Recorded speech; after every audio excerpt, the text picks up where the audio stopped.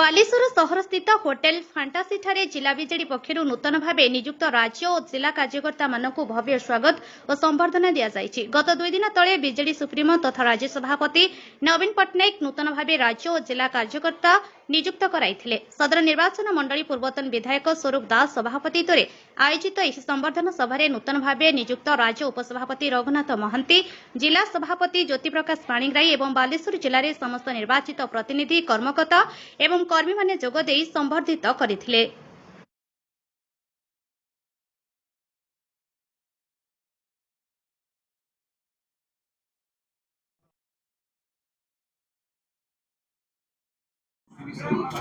बिजु जनता दल बालेश्वर जिला को संगठित करिसंती नवीन पट्टनायक, पूर्वतन मुख्यमंत्री नवीन पट्टनायक आम नेता सुप्रीमो बालेश्वर जिला को संगठित करिसंती। विभिन्न नेता को विभिन्न पदपदवी दे भोगराई ठारू आरंभ कर सिमुलिया पर्यंत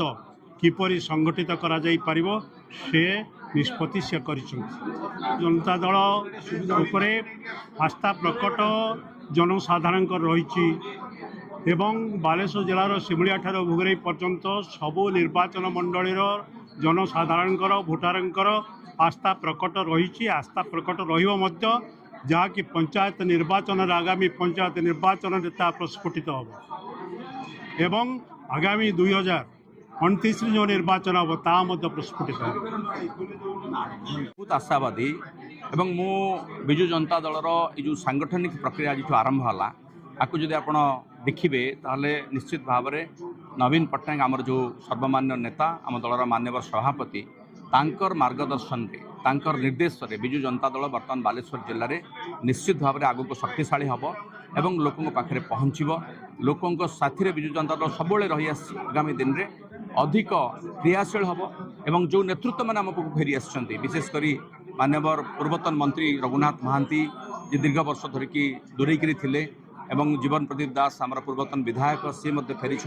आज गोटे मंचरे आम समस्ते बसीचु। ये गोटे वार्ता दौची समग्र ओडिशा को गोटे वार्ता दौची खाली बालेश्वर जिला नुहे जे बिजु जनता दल को लोक केते भल पाते और समस्ते मिसिकी बिजु जनता दल को शक्तिशाली करने आज आम संकल्प नौ। जिते गोटे दल क्षमतार जाए आउ नुआ दलटे क्षमता को आसे किसी लोक अर्थ आउ स्वार्थर मोहरे महू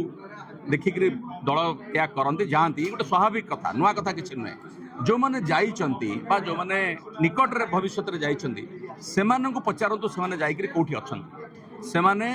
गोटे मोहरे जाइथिले से मोह तांकर भंग होई सारिबणी सेमाने सेटे अणदेखा होई अछंती तांको चौकीटे मध्ये मिलु नाही से भली दल को जो मैंने जाइछन निज दलर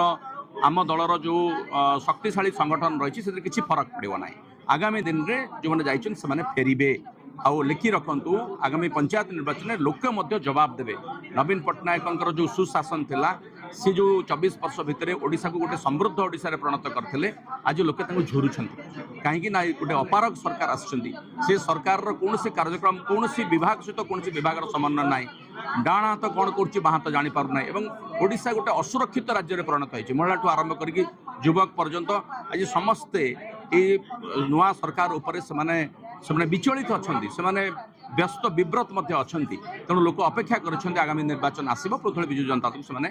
क्षमता को फेरबे। मान्यवर आमर पूर्वतन मुख्यमंत्री नवीन पट्टनायक आउ थे क्षमता को फेरबे ओडिशा को पुणी थे सुशासन प्रतिष्ठित।